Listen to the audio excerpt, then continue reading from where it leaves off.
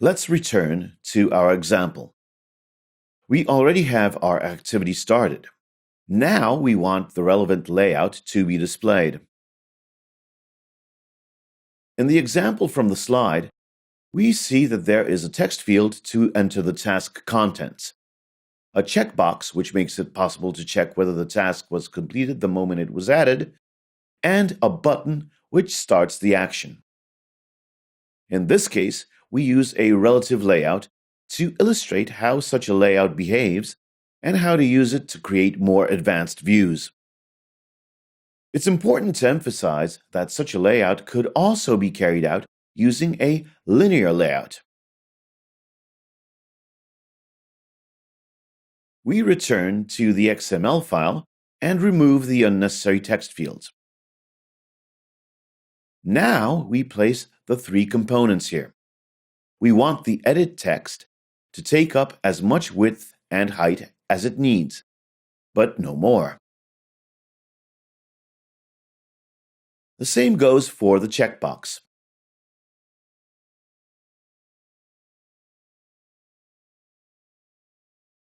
The final element is a button with the same size properties.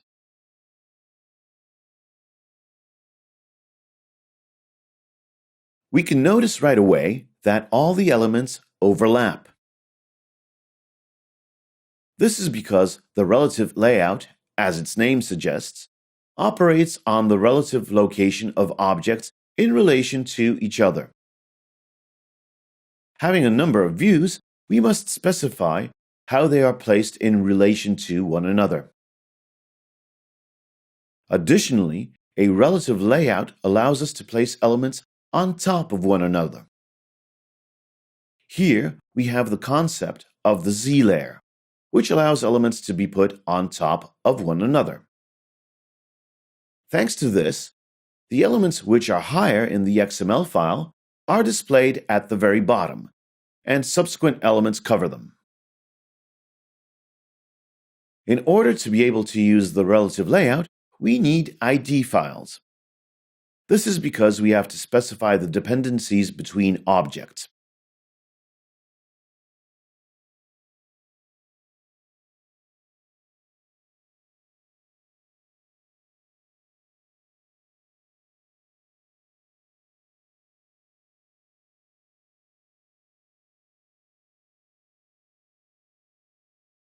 Having three elements with assigned IDs, we can start defining the dependencies between them. In the simplest case, we can say that the checkbox is below the edit text. We obtain this with the Layout Below option.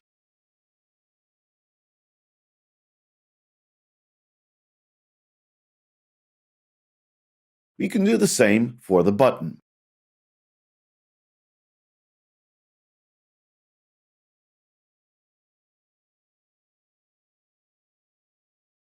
We gain access to the right distribution of elements the same way.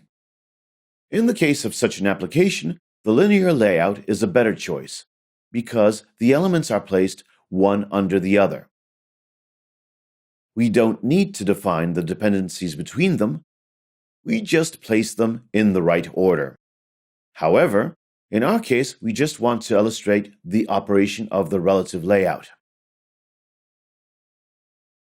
If we want our view to land at the very bottom of the layout, we can define the Layout Align Parent Bottom option. It's a flag where we define whether the element should be glued to the bottom. As we have two limitations informing, on the one hand, that the layout has to be below the checkbox, and on the other hand, that the button has to be glued to the bottom, both conditions try to be fulfilled automatically. So the button gets stretched. Having removed the relationship to the checkbox, the button is placed at the bottom. We can operate similarly when gluing elements to the left and right edge. We can also define the location in relation to elements. For instance, we may define that our checkbox doesn't take up the full display width, but only what it needs. Next to it, we could place a text view, but we take advantage of the fact that it is actually a text view with an additional icon and the possibility of selecting. This way, we get a field for selecting with a label which is not glued to it. By using wrap content, we see that the field width is as big as necessary to select the icon and the text to be displayed. With this, we have the possibility of placing this button element on the right-hand side. The button that had been at the bottom can be aligned to the right part of the checkbox. Using Layout Align Right would cause the right sides of both elements to be aligned.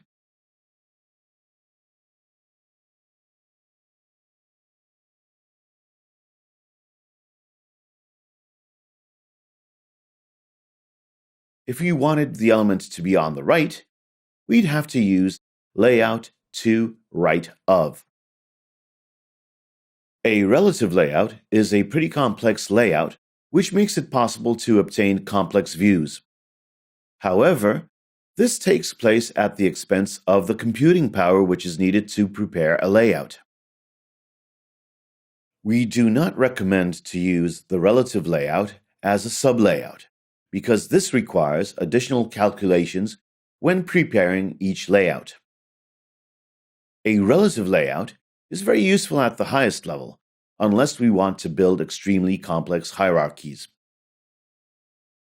Now we restore our layout to the previous version, which fulfills our assumptions.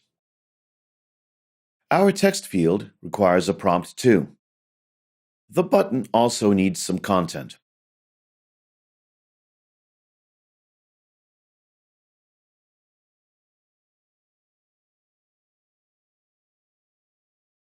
We can also add certain margins or paddings. A padding is an internal margin, that is a space between the contents of a button or element and its frame. In our case, we can specify that the button needs a padding of 30 dp. As a result, 30 dp will be added at each side of the text. Apart from paddings, we can also use margins. This works the same as in the case of the linear layout. Relative layouts make it possible to set elements in relation to one another, whereas margins make it possible to add spaces between particular elements.